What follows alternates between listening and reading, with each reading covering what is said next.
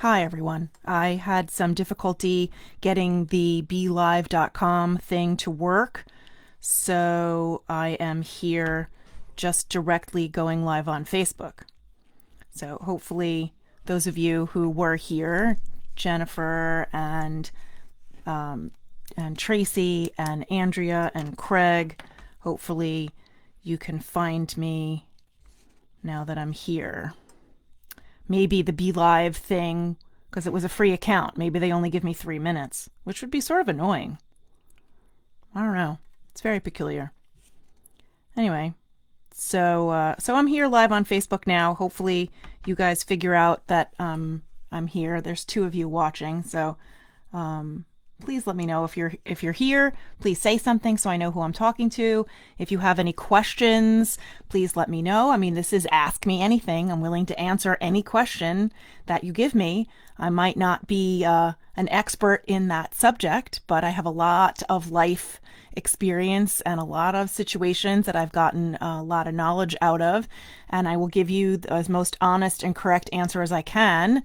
And if I don't know the answer, I'm not going to be shy about saying that I don't know.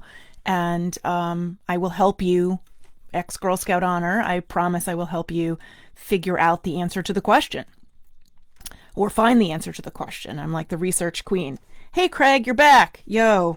Yeah, evidently, BeLive.com only gave me 3 minutes for free, and then the rest I have to sign up for. But I don't know. Who knows? So here we are, plain old Facebook.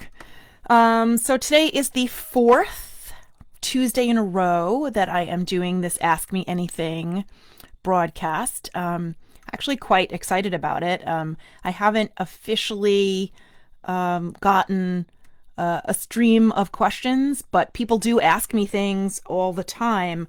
I do want to start with the last question from last week, which was asked by my friend Mary, who I have all these notes here that I keep leaving because I do all these broadcasts and I have to keep it all straight because it would be too much. So my friend Mary and I have been friends since Geneseo days when we were wee bairn, so probably 1986 or so we became friends. I think I met her just a few months before I met my husband, Michael, who obviously was not my husband then because I was only 18. And so Mary asked how I was dealing with the pandemic. Well, it's a very loaded question and one that I could talk about for quite a long time. My answer is going to take several themes, I suppose, or several areas of subject matter. So how am I dealing with the pandemic? Well, for the most part of the 6 months, hi, my husband's home. Hi. Hi. Yeah, so we were quarantined, as was everyone else, from March until August, really, and we weren't going anywhere. I was teaching 100% remotely through Google Meet and my computer, so I was able to work uninterrupted from March to June, so my income wasn't interrupted. My husband wasn't working all that much. He's a boilermaker and fixes and repairs power plants and all of that unnecessary, all of the work of that in that field that was unnecessary was put off until this fall. And Max Hernandez is here. Hello. And Andrea has found me again. Excellent. Excellent. Excellent. I'm glad you're here. So income wise, it was fine for us. We were very blessed. I loved the fact that I had my kids home from college for an extra long time. That made me very happy. But I was extremely anxious. I tend to be sort of an anxious person anyway, even though I might on the exterior seem calm, cool, and collected. As the 6 month period wore on, especially as we got to the middle of the summer, I was really anxious and I wasn't sleeping well and my asthma was terrible from stress and I had this feeling in my chest like I was having some sort of cardiac episode, and my husband took me to the ER where I was for 6 hours and they did like every test known to mankind, and the end result or the diagnosis for that horrible pain in my chest that was keeping me from breathing was a run-of-the-mill anxiety attack. So my doctor and my therapist agreed that I should go on Lexapro. So I have been on Lexapro since, I want to say, the beginning of August, and it took me maybe the end of July, actually. And that you have to take the medicine for 21 days before you can actually tell it's doing anything. And so I was taking 10 milligrams, and I didn't really feel like it was doing too much, doing enough. So they put me on 20, and then I felt like my head was completely wrapped in cotton, and I couldn't think. Hi, Christina. How are you, baby? Christina's here, and Eileen Vogt is here. Oh my God, Eileen, how the hell are you? I haven't seen you or spoken to you in such a long time. Jennifer is Eileen's daughter. Jennifer and I used to sing together with the Northport Chorale, and Jennifer moved to Brisbane, Australia with her wife, and we had sort of lost touch for a little bit, and then a few months ago, Jennifer and I reconnected and became good friends again, and we talk via Facebook Messenger several times a week, and I'm thrilled. And Julie Toro is here. She used to be a former student of mine, or still is a former student of mine. Yay, I'm so excited you're all here. Yay. And maybe you'll ask some questions. So anyway, so I was saying that I've been on Lexapro, and I found that 20 milligrams was too much and 15 was my sweet spot. So I've been better. Anxiety-wise, I've been much better. I'm handling things without crying. There's no more panic attacks. I don't feel like my chest is going to implode, which is always a good thing. And I busied myself with activities. If anyone knows me, they know I'm the queen of overcommitment. And so I was teaching online full time, which is much more time consuming than teaching in person full time. And I was writing my book, my memoir. The first draft was finished by Christmas, and then my editor, Craig, who is here, had it for a while between January and February or so. And then I think sometime in March, I got his first set of edits back, or something like that. And so then round 2 of the writing came, and I found the second draft was much more time consuming than the first draft, because Craig's expertise and his laser precision questions really helped me sort of excavate really the heart of the whole story and flesh that out a lot better. And so then I was working on publishing my book and editing and working with the cover designer and the interior design, and then I set up my home recording studio right on the other side of this computer. I've got a room divider with lots of blankets over it, and my friend from high school, who is an audio engineer, Frank Federosa, helped me figure out what to buy to make my voice sound good with the microphone and all the logistics, and kind of walked me through recording my audiobook, which is done, and we're waiting for ACX to approve it, which I'm sure they will, because we met all their guidelines. So that should be coming out soon. So anyway, so really that's what I was doing for all the pandemic. This is a very long-winded answer to Mary's question. I was anxious when I read the news, so I stopped reading the news, and Michael was obsessed with reading the news, and we made a pact that if he came across a fact that I was supposed to know or see or know about, he would let me know. But otherwise, I wasn't watching much of anything. I'd read about Cuomo's updates, but I didn't watch any of them because the suspense was killing me. He talks too slow. There was too much information. And I just kind of did my thing. You know, I was working on my book stuff and marketing and the book launch and spending a lot of time with my daughter and doing some painting. And that's kind of it. I read a ton of books and watched a lot of television, and we binged watch 7 or so seasons of the TV show Elementary, which was a modernization of Sherlock Holmes and Dr. Watson, which I loved. It was like the first sort of cop whodunit kind of detective show that I actually ever loved, because it was so cerebral. It was sort of like, if you are familiar with the TV show House, the sarcastic, brilliant diagnostic doctor and his team. It was sort of, to me, like the detective version of House. It was the same witty, very brilliant dialogue and really intelligent scripts and stories, but instead of being about medicine, which I generally like doctor shows better than cop detective shows, but this was like the detective version of that. So, pandemic's okay up until August, or up until September. As of September, I'm back to school in person. The teachers in my district are going to school every day, and we're teaching. But we're doing a hybrid model, as a lot of the schools in the area are doing. So half the kids come Monday and Tuesday, and half the kids come Thursday and Friday. And Wednesdays are used for professional development and catching up on grading and learning all of the new updates that are happening with the software that we're using. We're using the whole Google suite of everything, and every day there's like a new update and something else to learn. And it's excruciatingly time consuming.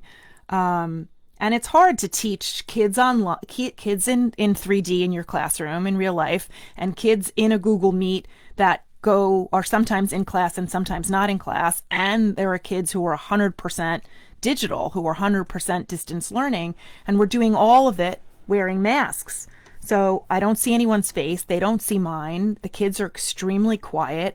They're all sort of traumatized, I think, psychologically from everything that's been going on, from being stuck in their houses. And, we don't know what's going on in their homes and what their families are like. And many of them have had sick parents or relatives or had been sick themselves, or, there's all sorts of stuff like that going on. And you never know what someone else is experiencing. So it's been a bit of an uphill battle, actually. But we're doing the best we can with the tools that we have and the circumstances that we're in. So luckily our school district's numbers of COVID cases are very low, is very low. So, a few teachers here and there have to get quarantined because of it. And otherwise the rest of us are sort of unscathed. And I think the reason is because we've been super vigilant about disinfecting all the desks and the computer mice and all sorts of things. We're not sharing any materials between people, and everyone is masked all of the time, except when you're eating, because you can't get food in your mouth otherwise. So that's kind of the pandemic.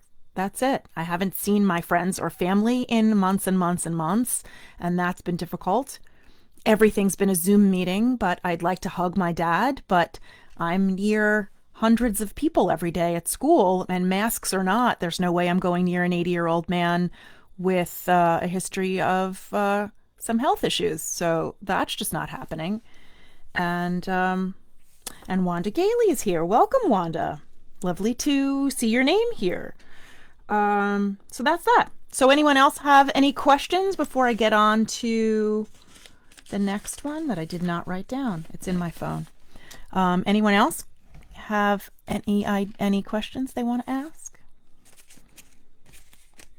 I'm open to anything. Okay, well, I'm gonna open up my phone here and see if I can find the questions. Oh, well, okay. So the first question was about the pandemic. The second question was what the school year is like, which I kind of squashed into the pandemic conversation. And then, of course, there was Craig's snow shoveling question. And then another question that I was asked the other day by some friends of mine who have adolescent age children at the beginning ends of puberty and sexual maturity and so on. And they wanted to know how I handled difficult questions about puberty and sexuality with my kids. So I don't claim to be a parenting expert, but I do know what I went through. And I do know that I researched everything that I did with my own kids because I wanted to do it right.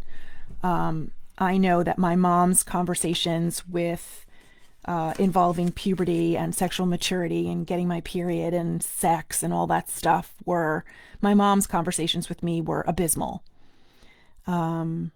Oh, hi, Mary. Oh, you missed the whole pandemic question and you're the one who answered it. Who asked it. That stinks. Well, Facebook records this and it will be available to watch again after the broadcast is over, so you can watch the piece that you missed. I don't want to repeat the whole thing. I hope you're well. Uh, I still haven't written your letter back, but I have to find 20 minutes when I'm not completely multitasking everything. Anyway, so the kids are now in college age, but when they were preteens and going through pubescent changes, I really wanted them to know that any questions that they had, they could ask. And, they do the maturation movies, videos, and the nurse comes into school and they answer questions with the girls and then they answer questions with the boys and then they mix the group with boys and girls so they can hear each other's questions and answers. So they kind of know what the other people are doing and it isn't a scary mystery to them, which I think is a really good thing. But then the kids came home and they had more questions. And sometimes the answers were more mature than they were prepared to hear, in which case I told them what they needed to know in a very scientific way, and then sort of let it go and let their questions be my guide. I did find a variety of books that addressed these things. One was written for girls and one was written for boys. That addressed these things very specifically, but in a very sort of scientific kind of way, like no judgment, no strict moral structure about anything. It was just like, these are the body parts. This is biologically what happens. These are the things that you can expect. These are the things that happen. And if you have questions, then let's research them. So, without embarrassing my children who may be listening, and a lot of you know them, I don't want to ask you or tell you the exact questions that they asked me, but they asked me questions about things that were happening with their bodies. And in some cases, they were frightened by what was happening because although they knew stuff was going on, they weren't sure exactly what that was going to look like or feel like. And so each of them in their own way came to me at different times, because there's 3 years apart, 3 years difference between them. And they were like, oh my God, something's wrong with me. Oh my God, this is what's happening. And I was just very kind and very comforting and, no, this is normal, or, this is how we're going to handle it. And, you were right to come to me, but you're totally fine. And we set up like a little kind of protocol, access to, hygiene products and things which it was just a thing. And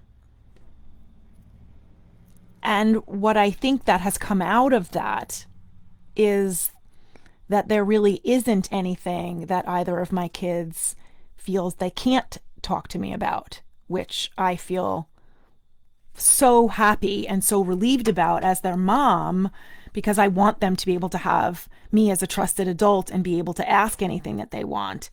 Yeah, you did that with your triplets. And Mary's got 3 kids who are approximately the same age as my kids. I think somewhere between the ages of mine, I think. But, my mother was useless. She literally, she explained nothing about a period, nothing about sex. She took a tampon and unwrapped it and stuck it under the faucet so that the water from the faucet would make it expand. And that was supposed to be the metaphor for what would happen during my period, whenever it is I got it. And then she's like, see, do you get it?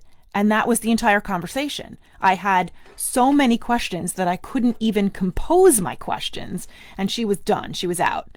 And so I learned everything from my next door neighbor, Donna. And she taught me everything because I didn't know anything else. So it was very, very bizarre. But the kids still come to me with dating advice. They had a fight with a girlfriend, a fight with the boyfriend. They had a fight with, or they don't know how to handle something. I want to be really honest with her, but I don't know how to say it because I don't want to hurt her. But sometimes being kind and direct is the best way to handle it. Christina says, Melody found out about periods when the the dogs and the animals will definitely be our guide because they are biologically are examples there. Yeah, I can see that. I can totally see that. Was she freaked out, Christina? Did she like get disgusted or anything or freaked out? Because I know a friend of mine at work whose daughter got her period very early. She was, even though she knew it was coming and her mother had warned her and they had talked a lot about it, she was freaked out by it. Because she was young. She was like in fifth grade or something, or sixth grade. I mean, I was a late bloomer, so I was the last of my friends to get on the bandwagon there. And, you know, oh, she said, oh, this is so gross. It is gross. You know, there's nothing pleasant about it at all, except that it's good that it happens or the species would have died out. Yeah, wait till it happens to you. I'm sure she went freaked out, especially with a house full of brothers. She's the only girl. Oy, oy vey. So yeah, there's a lot. I think my best advice for anybody who is handling anything difficult or sensitive or slightly dicey or uncomfortable with their kids or with anybody for that matter is the most direct, honest, and kind approach is the best one that you can have. You know, if my kids felt like I was judging them in any way, like my mom did with me, then they wouldn't be asking me questions. I mean, my son's in graduate school in his early 20s, and I am so blessed. I feel so blessed that I know that if he's got any question about anything, how he handles a relationship, how he handles a problem, he bounces ideas off of me. I'm not just a good source of essay editing, which I am. I'm trustworthy, and the kids know, and my students know, and I hope my friends know um,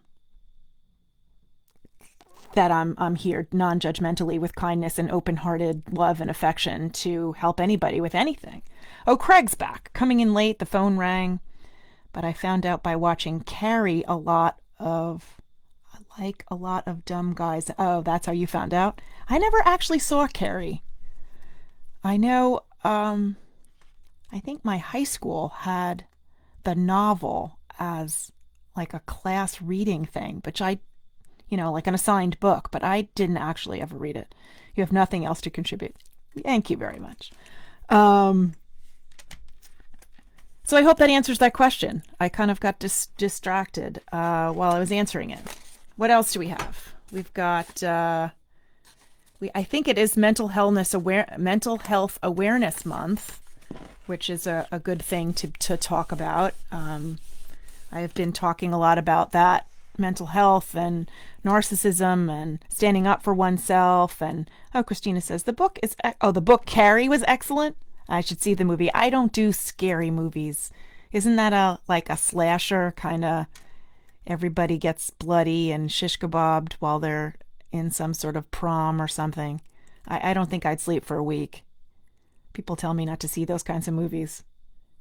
I think your dad would be quite pissed if I saw a scary movie and then kept him awake. I don't know.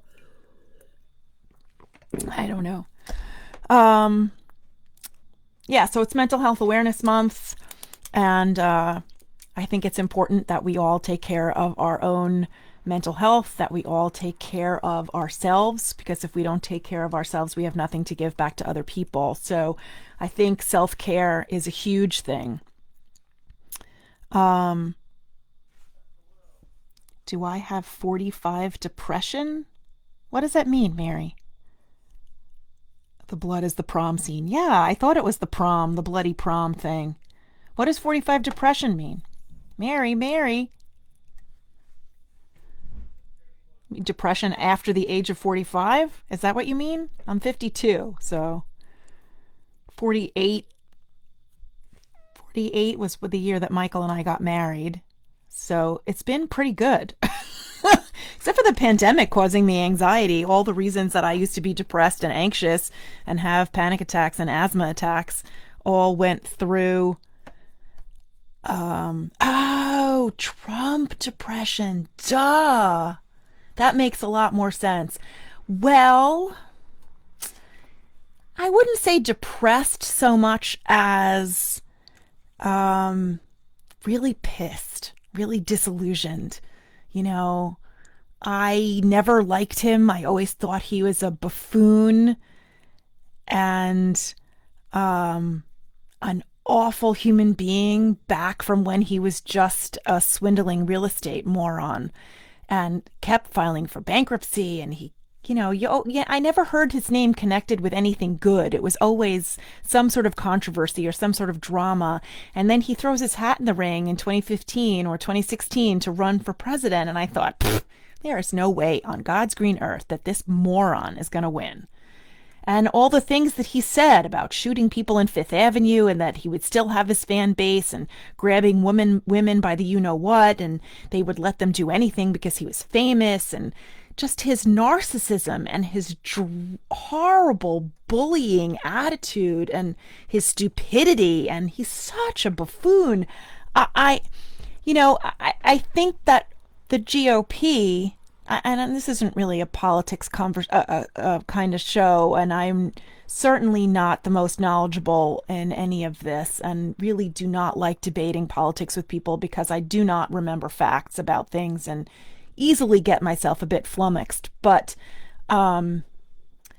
my sense is that he thinks he's, king, god, emperor, grandpa, poobah of the country and can sort of do whatever he wants because the GOP keep him around, because he makes all these great headlines for them and distracts the media and distracts all, the citizens of this country while the GOP rob us blind.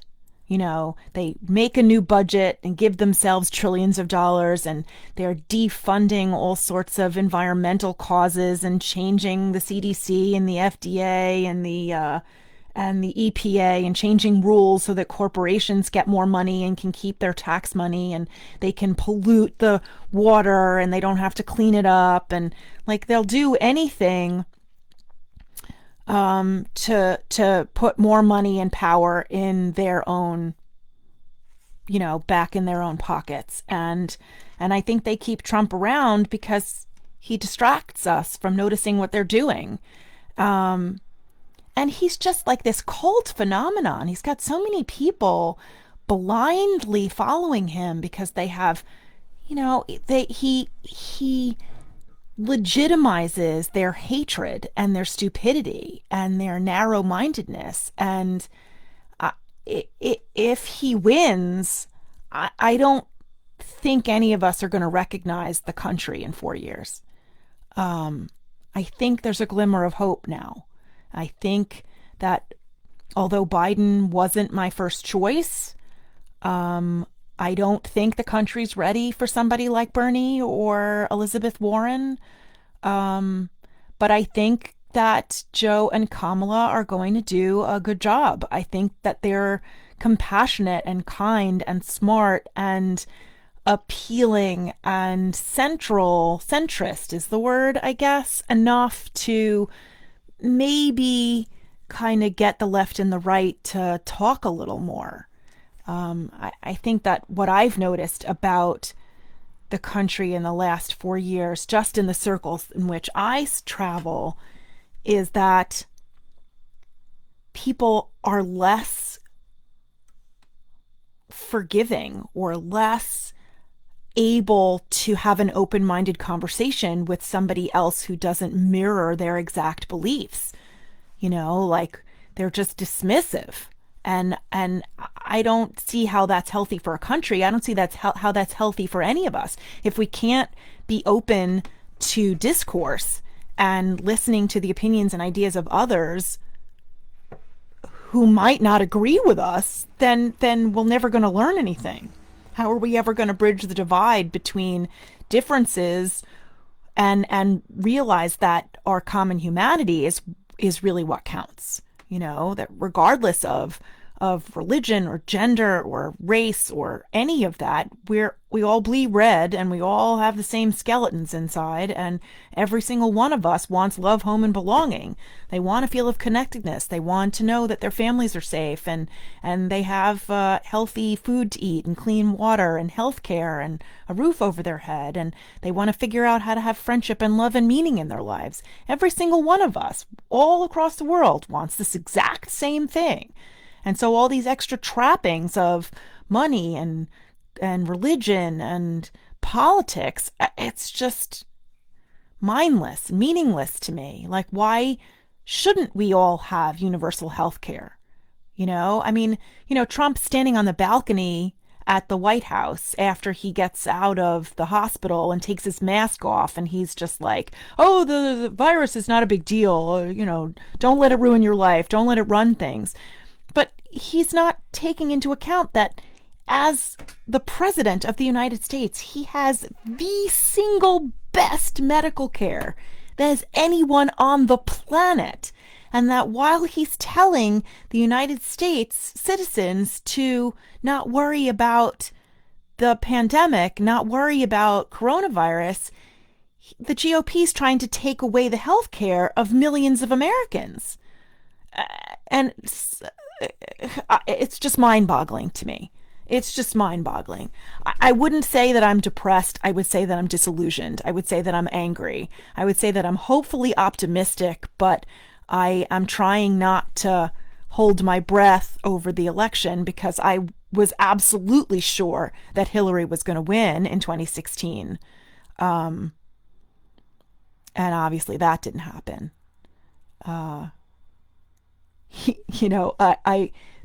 Remember the show The Good Wife? There's a spin-off of the show The Good Wife called The Good Fight, which I love. I love lawyer shows. And the first episode of the latest season of The Good Fight, I think there was a bit of a hiatus during the spring because of the pandemic, and then they made a few more episodes, something like that. And so The Good Fight, the first episode that I saw after it started again, the main character, the blonde, gorgeous woman with the legs up to her ears, what the hell's her name? I can't think of it. I can see her face totally in front of me. She was in The Birdcage, and she played Robin Williams's the baby mama. What the hell is her name? Anyway, she has this nightmare, or this very lucid dream that Hillary won, and she shows up at work and her whole entire law practice had changed because Hillary Clinton was president instead of Trump. And she was very confused because in her mind, she thought that Trump had won and everyone was behaving and everything was going on in the world was different because Hillary had won. And then somehow she woke up from this dream, and this whole long, complicated story about how great the world was didn't happen. It was quite an interesting episode. And JT is here. I love when my political depression meets my pandemic depression meets my seasonal depression. Yeah, that's not so good, babe. Political, pandemic, and seasonal. So what do we do about that? Let's circle back to Mental Health Month. And what do we do for self-care? How do we take care of ourselves? How do we make sure that we are doing what is necessary to remain as healthy mentally and physically as possible? Well, the first thing I think of is sleep, because I know if I don't get at least 7 hours of sleep, I used to run on 4 or 5 and be fine, but not after 50. I can't do that anymore. If I get at least 7 hours sleep, I am much better at handling anything, from the frustration of traffic to students. I'm better focusing. I'm not jumpy. I'm not short-tempered. It definitely helps. Eating right helps. I am a chronic emotional eater, and I try to be more aware of that and not do that so much. For a long time, I was writing down on a list every single thing I ate the whole entire day and how much I was eating, and that gets a little old. Christina is talking. Meets my PSD, meets my parental anxiety. John says he's going to buy me those happy lights. Happy lights? I don't know what happy lights are. Oh, you mean in the visor kind of thing for the daylight? Is that what you mean? Friends of mine at work are trying to convince me to buy one of those video game things called a Switch. I know JT has one. Because there's a game called Animal Crossing that they think I should be playing. And I'm not a video game person. I play, I'm like addicted to solitaire on my phone, and I play a game called Flow. And I'm like got a over 900 day streak on Flow. It's like a visual little puzzle kind of thing. Oh, lights that stimulate your vitamin D. Yeah, Animal Crossing. Yeah, they're saying that it's like really calming and you have stuff you can do and tasks and stuff, but there's no like rush to do anything. It's all in real time, and they really think I'm going to enjoy playing it. And so I talked to Michael, and he may be buying me one. I'm like, you could wait for Hanukkah, and he's like, why do I need a holiday to buy my wife a present? So anyway, oh, you'll bring yours over? That'd be cool. Oh, well, you're a video game person and you hate Animal Crossing. I don't like shoot 'em up games. I don't like things that are violent. I liked the Wii when people would play with me, you know, archery and bowling and baseball, you know. I don't actually have to put cleats on and get in the mud, but I can stand in my living room barefoot in my nightgown and play baseball. That was kind of fun. Yeah. So I don't know. My friend from school brought in her Switch and the Animal Crossing game, and although I didn't play it, I watched her play it, and it looked kind of cute. And, you know, she plants a little garden and goes shopping, and I don't know. It just looked cute. I don't know if I want to spend $300 on a Switch and however much money the game is. Yeah, Wii Sports Resort is very cool. I haven't played that in ages. It's all taken apart and stuck in the drawers in the entertainment center in the kitchen, in the living room. I think Nina took it to college for a little while, but I don't think she played it all that much. And it all came back in a big mess of cords and stuff. Yeah, it's a tangled web. I don't know. Joe and Kamala better win. That's all I can say. Or we're all sort of screwed. You know, there's so many people, which I just don't understand. I was talking about this with somebody earlier today who are one issue voters, that they get one issue stuck in their brain, like the abortion thing, let's say. And that even though voting for the candidate who would support banning abortions also tends to vote against all of the other things that they stand for, and all of the other things that give them rights and protect their children and protects the people they love, that because they're one issue voters and their Christianity makes them feel like they have a right to say what's going on in my uterus, they vote against themselves and against their family just for the one issue. And I don't understand that. To me, you know, I mean, besides the fact that I don't think that my views on anything are 100% right for everybody else, and I would never profess that anything that I do is definitely something that someone else should do. You know, I think if you don't want to have an abortion, don't have one. If you don't think it's a right thing to do, don't do it. You know, but in a myriad of circumstances, none of which are my business, what a woman does with her uterus is also none of my business. Who people love, you know, why is that any of my business? You know, if my son or daughter want to marry a member of the same gender they are, then knock yourselves out. The only question I'm going to ask, are they good to you? Do you love them? Do you love who you are when you're with them? Do you love the version of you that you get to be, your authentic self, with that other person? That's all I'm going to ever ask. Yeah, abortions and guns. Absolutely. That's the big thing. What the hell? You know, if you're not a sociopath, you're not a psychopath, you don't have a history of mental breakdowns, and you're not a criminal, and you want a gun, fill out the paperwork, get your background checked and go buy one or two or 10 if you want. But there should be background checks, and there should be mental health checks, and there should be a database of people who are on certain medications or have certain mental illnesses that shouldn't have contact with weapons. To me, this seems like a no-brainer. But if you want to go hunting and you want to go, you want to go shooting at a shooting range, and you're a sane, non-threatening person, then go. I don't understand. Pro-birth, not pro-life. Yeah, exactly. If they were pro-life, they would support food stamps and free health care and support children. You're absolutely 100% right, Christina. It's really more, I don't even think it's the pro-birth thing. I think it's misogynistic control of women. They don't want women to earn the same amount of money as men. They don't want that ubiquitous glass ceiling to ever go away.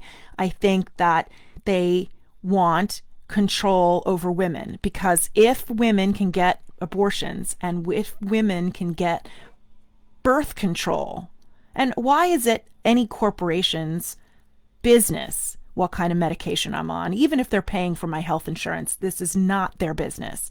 But if women can control when and how they procreate, they can control their careers, they can control their lives. When we lose control over procreation, then we're stuck with biological, you get pregnant. I mean, it's one thing to say, if you don't want to get pregnant, don't have sex. But they're never going to say to the man, you can't have your Viagra and you can't have sex, or, to be careful. It's always the responsibility of that is always left for women, because we're the ones that have the burden of the thing. A guy has a fun night and lets a few get loose and he's done with his commitment, anyway, I don't know how we got on this subject. It's a crazy, complicated world. Everything is nuanced with 17 things of other things. But yeah, it's definitely pro-birth and not pro-life. They want control over women's uteruses, and they want control, or uteri. Is that a singular, collective? I don't know. Anyway,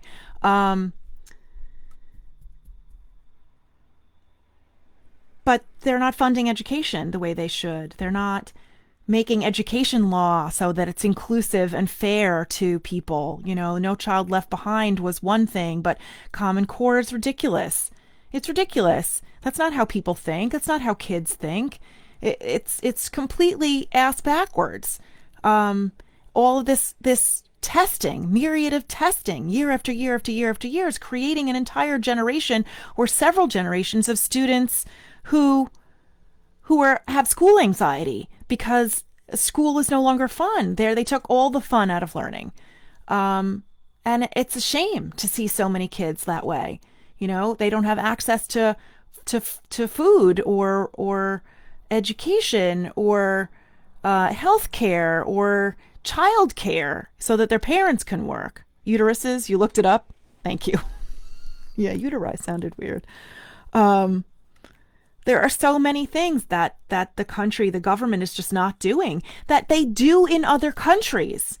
And as soon as you start saying universal health care, as soon as you start saying universal daycare or lunch programs at school, or, whatever it is, the people who are against it, what do they scream? They scream socialism, and we can't have that. So they get stupid sheep who are afraid of the word socialism or afraid of the word communism, and they're against it, and they don't listen to the fact that those programs that the powers that be don't want, that they're calling socialism, they don't want them because it would take money out of the rich people's pocket. They don't give a shit what the working man is going through or working woman is going through, that you could be working your whole life to try to get $800 in Social Security that you can actually afford to not eat cat food every day and actually have a meal.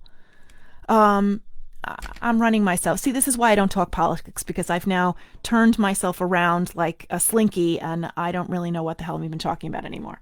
Mahaley Young, she's a former student of mine, and you're going to make me feel old and tell me you're like 24 or 25 years old now or something.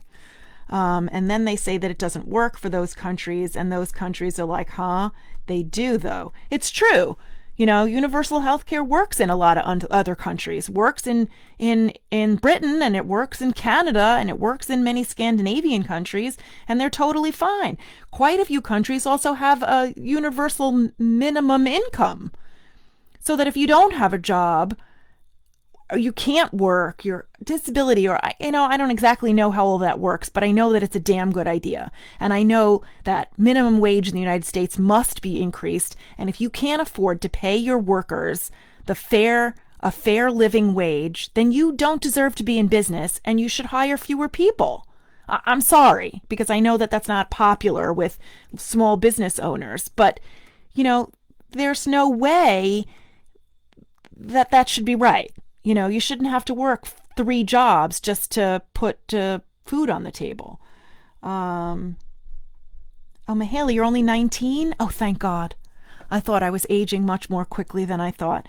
Christina says, in Japan, they don't have custodians or lunch ladies, and the kids cook their meals for each other and clean up the school. I knew about the cleaning. I did not know about the cooking. I wish my children were held more accountable like that from day one. I agree with you. Cuba too, huh? Mary says. Cuba too. Interesting. Yeah, Christina, I think you're absolutely right. The kids should be more accountable. They should be cleaning up after themselves and cleaning their own mess and being responsible and being held to a higher standard. And I think that, I've been teaching for 26 years. This is the 26th year.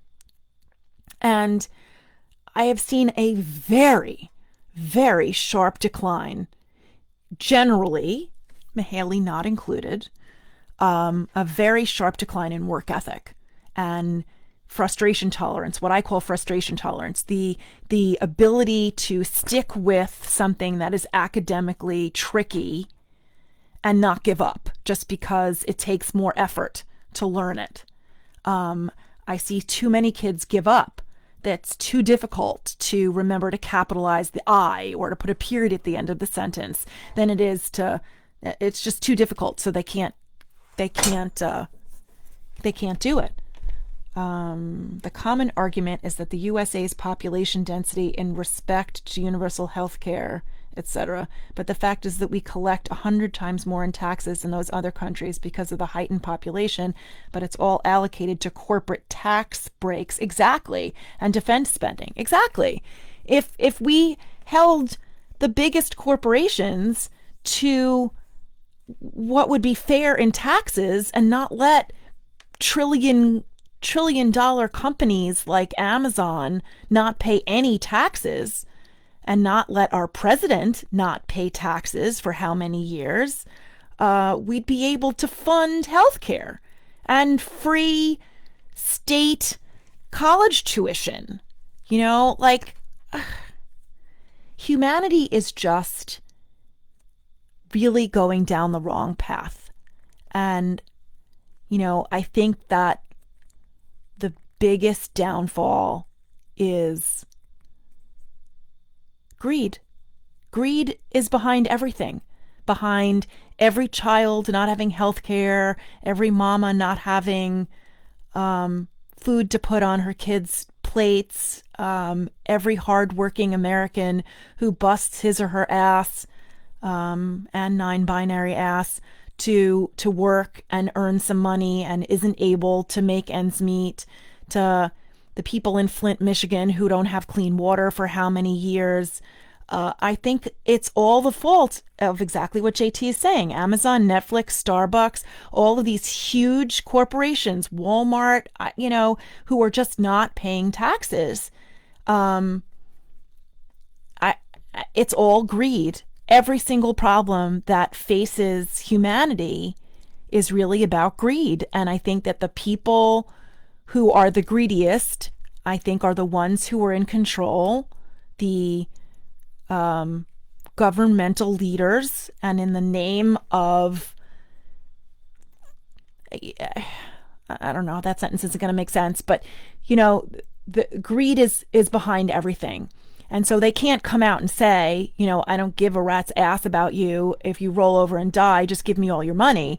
it may be how they feel, but they can't say that. So instead, they make up all of this divisive shit and get us to turn on each other and get us to argue over abortions and over minimum wage and gun control and health care and all this other stuff that they don't have any intention of letting happen. And so they just keep making us fight amongst ourselves so that we're too busy to pay attention to them and hold them accountable. We should be holding their feet to the fire and making it happen. But, you know, people like to fight. You get the mob mentality. You get people looking for the lowest common denominator, somebody they can blame for their misery. And it's easier than actually figuring out the problem themselves. I don't know if any of what I'm saying makes any sense at all. It is 9:32 and I have been here chatting with you guys for over 50 minutes. I'm having a good time. I don't know if you guys are. I have a lot of practice at blabbering away one-sided conversation. Well, this is a two-sided conversation. You know what I just realized? I'm going to interrupt myself.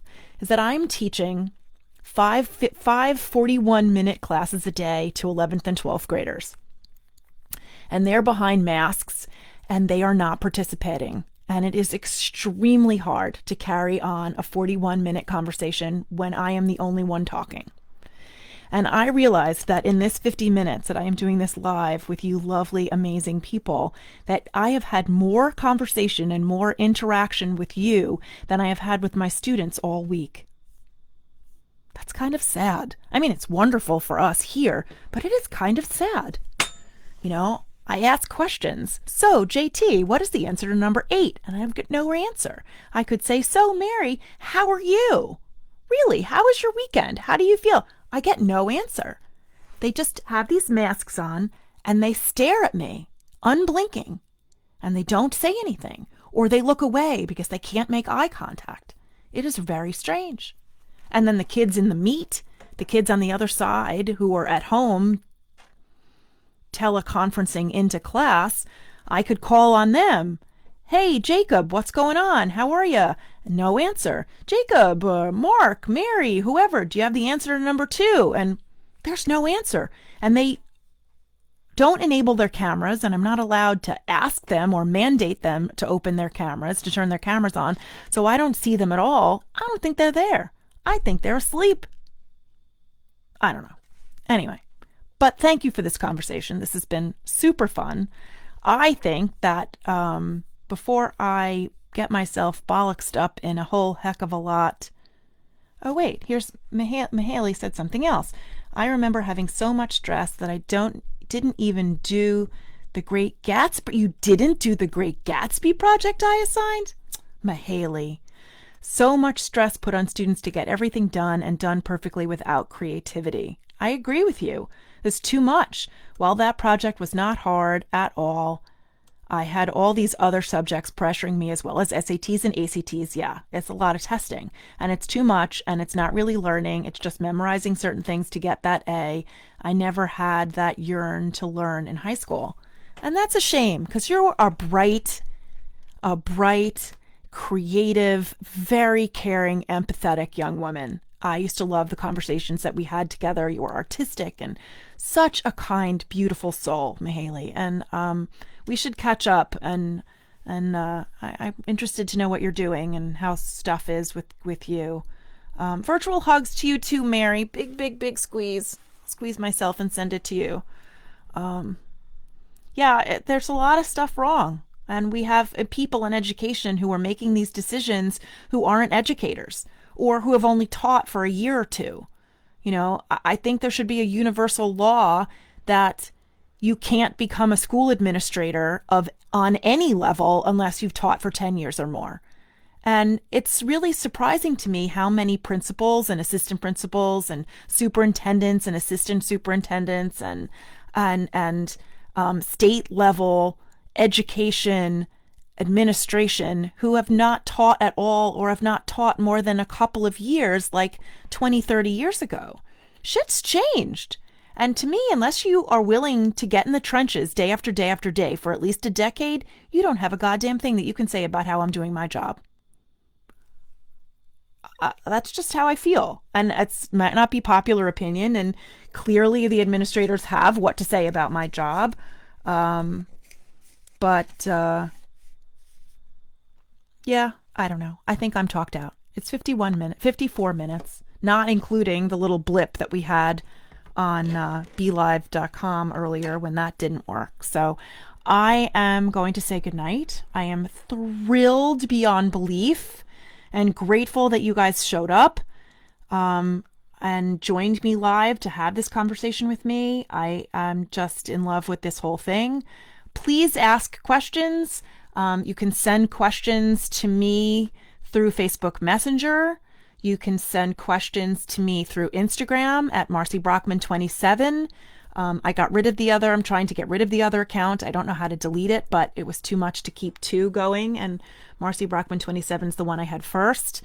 On Sundays, I do Book Talk Sundays every Sunday. So I will be going live some point between 4 and 6 in the afternoon on Sunday, if anyone is around. I do not know what book I'm talking about this time, but if you have any suggestions about a book that you would like me to talk about, I will certainly add it to my list.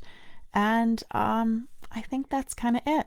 So please stay tuned. Every Tuesday at 8:30, I will be coming back here with Ask Me Anything. And I mean, ask me anything. So that's that. Haley again. I'll message you sometime. About to have dinner, 4-hour night class. Yeah, it was so great that you popped in. I totally appreciate it. Go eat your dinner and get some sleep. And I hope you all take very good care of yourselves, get enough sleep and eat right. Do a little meditation, make gratitude lists, the things that you're grateful for that have happened in your past and things that you're grateful for now and things that you're grateful you'll have the opportunity to do in the future. Just be good to yourselves and remember that you don't need anybody else's permission to be great or kind or loving, that you are just that way naturally and just to be yourselves, your authentic, amazing, fabulous selves who I love. So be well, have a good night, and thank you so much for being here. You totally made my day. I love you all. Be well. Bye.